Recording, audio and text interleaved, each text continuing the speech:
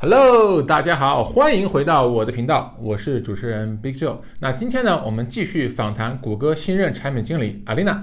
大家好，我叫 Alina。那 Alina 是今年 MBA 毕业，然后进入谷歌做产品经理的一位中国同学。那在前几期节目中呢，如果你还没有看过的话，一定要看哦。他分享了他的个人的经历，以及呢，在一些技术层面上，他是怎么准备自己的这个求职的，以及最后怎么让他脱颖而出，成为谷歌的一个产品经理。今天我会讲很多的战略层面的一些东西，就他的内心，他的这个人生的心法是什么，希望对大家有更加深层次的这样一个帮助。那首先呢，我想问你一个问题，你觉得到目前为止这样的一个个人发展的过程中，什么是你心中最大的一个动力？什么是我心中最大的动力，是一个非常好的问题啊。其实大家如果有想过这个问题的话，其实有的时候会回归到原生家庭。如果就我自己来看，我觉得其实我爸爸妈妈给过我的一些教育，其实特别特别的关键。关于以后不管是说准备这个求职，还是各种各样的一些人生经历上面，都对我很有帮助。然后我妈妈是一个特别，或者我从爸爸开始，对，我爸爸是一个比较严格的严父啊，他对我要求很高，然后考试说一定要争取考满分，然后对我这个 expectation 也很高，然后所以呢，我就对自己要求会很高，然后有很强，我们叫 drive for excellence，就是你一定要做到自己最好的，一定要不断的努力，然后有这个自我超越。然后我妈妈呢是一个非常阳光积极，给我很多鼓励的一个慈母的形象。于是其实我身上也有一半就是非常乐观，然后有很多 resilience。这部分就是说，不管遇到困难呐，因为你对自己有很多的这个要求，以后你就会经常碰到一些天花板，对吧？你遇到难关了，那该怎么去面对这些挫折呢？然后我当时又有一部分的这种自我调节的这个，还有乐观的心态能帮助我说直接一步一步的往前走，然后就不要觉得这些困难是永恒的，他们只可能会是暂时的。所以我觉得这方面对我的要求，对我的帮助吧，非常非常的大。但如果回归到说 drive 上面来说，我觉得一个是我特别希望能够对大家或身边的人，甚至是帮助到整个社会或更多的人，对他们的生活带来更好的影响。我们叫 impact。就相当于说这个世界有你和没有你有什么样的不同。这个是我一个很大的 drive。然后可能还有一个 drive 是更 tangible 的话，我希望能够帮助到身边的人。对，我觉得就是大家因为我的存在而更开心也好，或者说更成功也好，我觉得对我来说都是一个非常大的鼓励。感觉是很有理想主义的倾向。对，理想主义色彩浓厚的一期人设。人设。那这个那在你整个的发展过程中啊，如果大家想要学习你的话，你觉得最值得学习的一点是什么？我有很多的朋友其实有问过我这样同样的一个问题，他说我是怎么安排时间的？How do you get things done？ 对吧？刚刚 Joe 也问过同样的问题，说哎你怎么又能够读这么多学位，然后又学这个 CS， 对吧？我就发现在时间管理上面，可能我是一个对自己要求还比较严格的，就是说，我能保证我每天都有一个长期计划、中期计划、短期计划。长期计划可能说年初的时候我说今年我要做什么，然后这个我们经常在这个很多公司里面用 OKR 我们叫 Objective and Key Results。你的 Objective 是什么，对吧？是一年的。然后等到 break down 到每一个季度或者每一个月你要做的事情，这些就是比较 immediate 啦。然后最后我还会 break down 每一个星期到每一天。你真的会每年每季每月每周都会做计划吗？我觉得即使我没有 explicitly 写下来，但是我脑子里是会不断的 process，然后不断的 check and balance， 说哎我今天要做的事情我有没有做完，没有做完的话我就会回顾为什么没有做完。然后当我在安排时间的时候，我会想我下面比如说有个朋友说你要不要去一个很 ad hoc 的一个东西吧，那可能去了那个我就没有办法把今天的一个计划做完，那我就会去 evaluate， 对吧？我的长期计划的重要性 versus 这个 ad hoc 的事情。那大部分情况下我会更倾向于说 stick to 我的长期的一个计划，因为它是靠积少成多的嘛。所以说你有了大目标，然后甚至 break down 了比较 tangible 的目标了之后呢，它可以帮助你知道你每天怎么样安排时间，然后积少成多，你就会长期以来就会怎么说呢，做更多的事情吧。那我向你这个请教一下，因为我也是很喜欢给自己定目标，但是我经常定目标自己都完成不了，怎么办？你是不是一般定目标都能完成呢？我觉得好问题，肯定也有就是完成不到的时间，我觉得其实一个好小 tips 吧，跟大家分享，就是你定目标的时候，你可以分成2类，这个跟做产品也是一样，什么是 MVP， 对吧 ？P0 我们叫对，我们叫 P0， 有的公司叫 P1， 就可能都一样的。最高优先级。对，最高优先级是什么东西？它是让你觉得说，就算你再忙，你也能做完这件事情。比如说，你可能说是你比如说举个例子啊，然后你说我每个星期想读1本书，对吧？这肯定不是 MVP， 对吧？你现在想一想，你就觉得这个星期你可能读不完这本书。MVP 是属我这个星期读1页，对吧？就是我再忙，我也可以，就在比如说睡前就随便看一眼，或者吃饭的时候随便看一眼都能看完，对吧？那你积少成多，那你 MVP 可能是今年，我读1本书，那可能 break down 到每个星期就是一个非常容易实现的目标。你看每年读1本书其实也不错呀，对吧？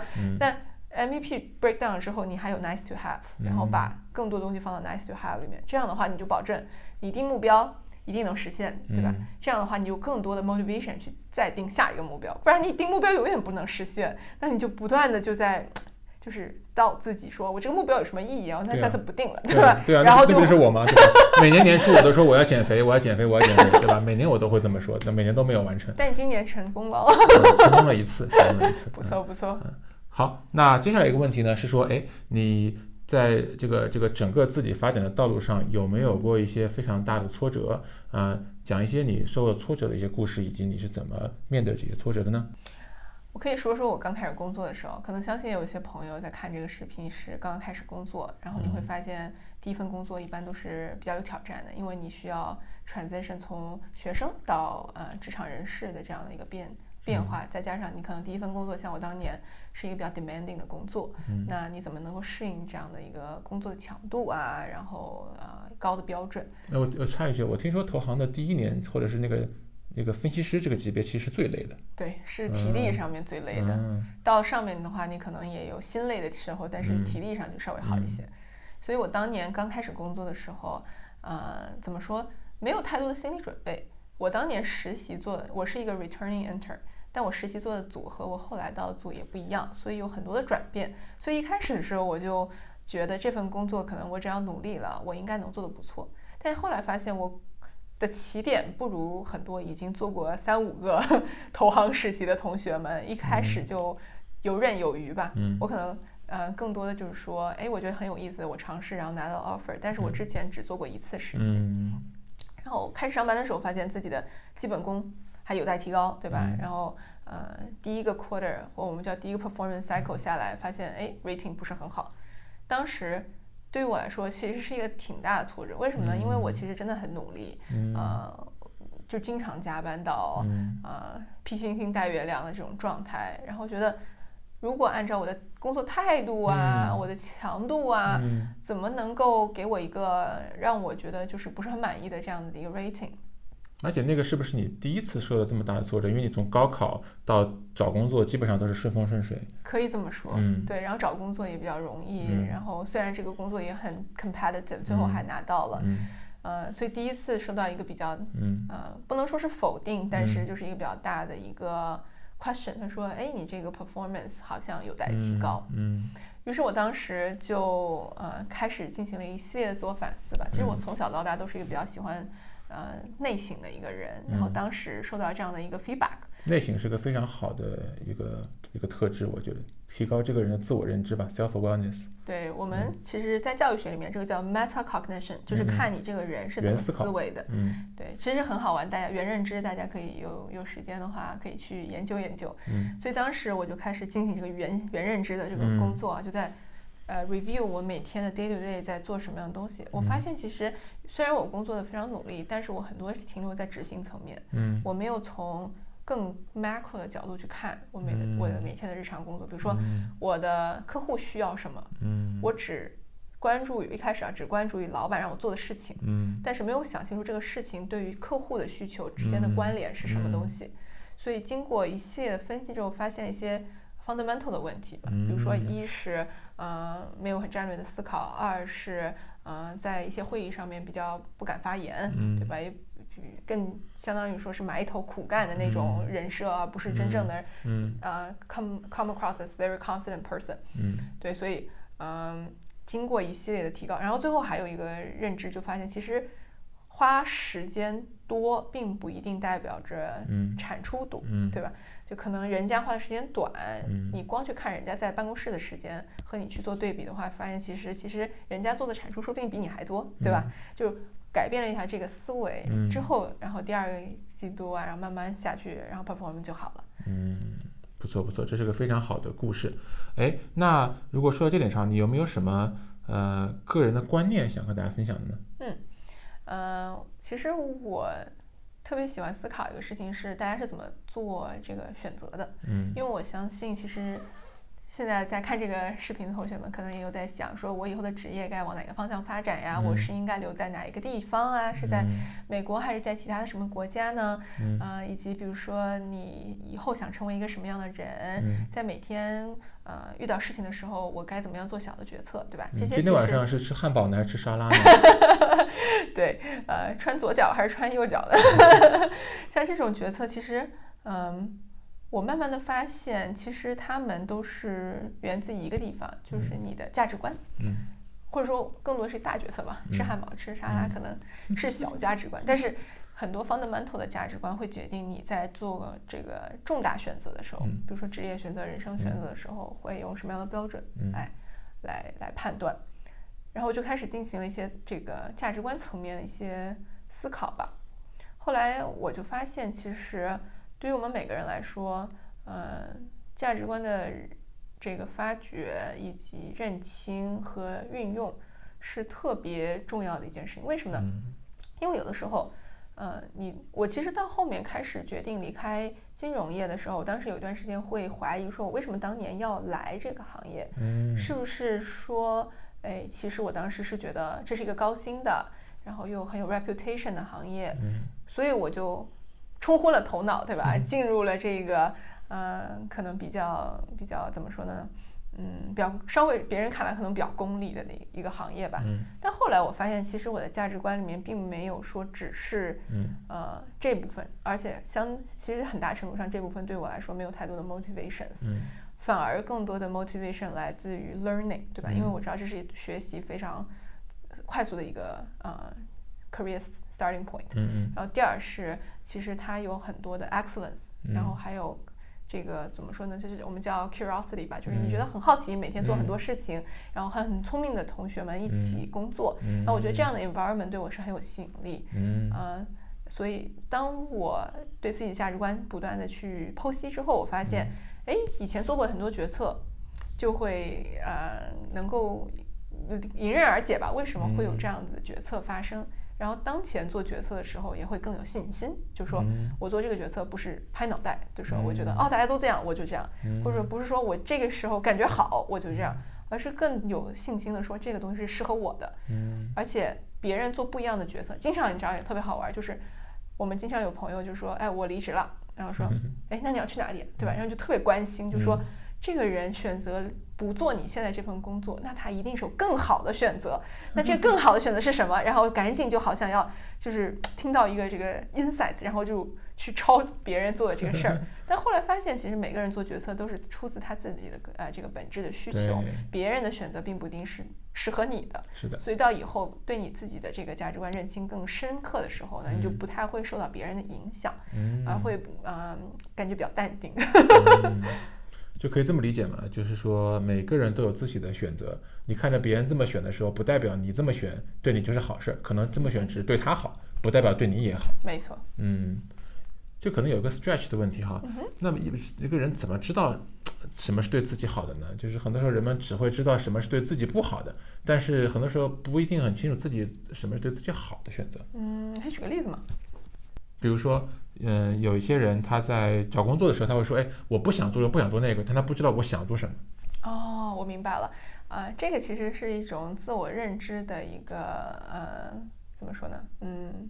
一个自我认知的一个 process，就是当你知道自己想要什么东西的时候，其实不是一日之功，不是的，对吧？你可能一开始我以前 mentor 一些大学生的时候，问他们你以后想做什么呀？大家基本上都是说不太知道，对吧？可能一部分原因是因为经历比较少，然后这在我的一个理解里面，是因为他的这个经历少，所以他没有见过自己在不同环境下的一个 reaction 是怎么样的，所以他只在一个单一的环境里面知道自己在这个环境里面适合还是不适合，然后没有一个横向比较，也没有多元化的一些这个角度来看待自己，所以很重要一点就是把自己放在不同的环境里，然后看你的行为的一个 reaction 是怎么样的，你的 emotion 是怎么样的，然后通过不同的反馈来把你整个人的认知塑造得更立体或更丰满，而不是说只是像单面。以前在学校嘛，就是高中的时候都是考试啊，那你只知道自己在考试这个环境里面，而且考试这个环境其实是非常怎么说呢，抽象的，其实不是适用于社会上面的一些事情，所以你把自己放在的环境特别少的情况下，你对自己的认知就比较少了，所以体验更多，然后不断的做一些实习也好啊，和不同的人聊也好啊，加入不同的社交圈啊，都有助于你去提高自己的自我认知。说到这个，我想起来，你是不是以前出过一本书，教别人怎么选择道路什么之类的？是不是中学还是大学生什么之类的？对，我在2017年的时候开始写一本是给高中生的职业规划选修课的教材，对，然后当时是跟江西省这个教育厅一起合作的，所以现在已经出版了，有兴趣的同学可以去淘宝购买。有没有淘宝链接？直接把链接放个二维码上面去好了。仅限江西出售。没有开玩笑，我相信大家都已经度过了高中生的这块。但是这问题就是说，我觉得这个 point 这个点就是说，你觉得只是非常值得让过来人给这些年轻人一些分享，给他们一些信息，让他们去尝试了解不同的事情，这样对他们的这个是很有帮助的。没错。好，那我就想问问看，那你现在刚刚 MBA 毕业，成为了谷歌的一个产品经理，那你对你自己的未来是怎么看待的？你觉得你以后会成为什么样的人呢？其实我经常会这么想，我想要知道自己以后想成为什么样的人，其实并不难，就是长远目标一直都是很清晰的。我觉得其实很多朋友都叫我什么陈老师啊，就是这个开玩笑，我从来没有当过真的教书的老师，但是他们总是会觉得我这个人设特别像老师，说话娓娓道来的，所以我觉得可能 eventually 吧，我还是会成为一个就是希望能够 empower people 做这样的一件事情的人。然后中间的怎么样 get there 就一直是一个大的谜团啊，就是你到底是什么时间啊，通过什么样的方式变成这样的一个目标。我还在 figure out， 我也知道大家可能也在 figure out 自己的一个路径，所以我们可以一起努力。听上去其实已经非常多的点可以连在一起了，对吧？你又是学了这个教育学的学位，对吧？然后又去出过书教别人怎么做这个职业发展，又去 mentor 了大学生，然后呢又做了2个非常热门的职业，投资银行加产品经理，那么这有很多的精力就可以去教别人了呗。所以我觉得听上去好像是一个很有道理的这么一个道路在前面。大家和我们一起期待去看以后会发生什么事情吧，我也不知道。保持一个开放的心态。好，那今天我们节目的最后的话，大家如果想继续向你学习的话，有什么样的资源呢？我现在在 Medium 有自己的一个 Medium 的账号，然后欢迎大家可以subscribe， 然后我一般会写一些产品经理的这个职业发展，然后面试准备，还有一些我自己的这个人生感悟。蛮好的，那这个大家可以理解为就是我们这个频道的写作版。跟我们这个频道的好像这个主题非常的怎么样呀？相合，只不过说我是懒得写字了，我就是靠录像，所以到时候呢，你就可以把这个二维码怎么样呀？我们就放在这样的一个前面，然后呢，我们欢迎大家扫码去关注 Alina 的 Medium 的这样的一个频道。好，谢谢大家。好，那我们今天的节目就到这个地方，然后我们的为期3周的对 Alina 的这样一个采访也到这里，非常感谢 Alina 的这样的一个分享，然后也希望她在谷歌的这样一个职业发展呢，现在刚刚开始，希望怎么样，未来怎么样呀，飞黄腾达，非常非常的成功。谢谢。好，跟大家说再见吧，拜拜。拜拜。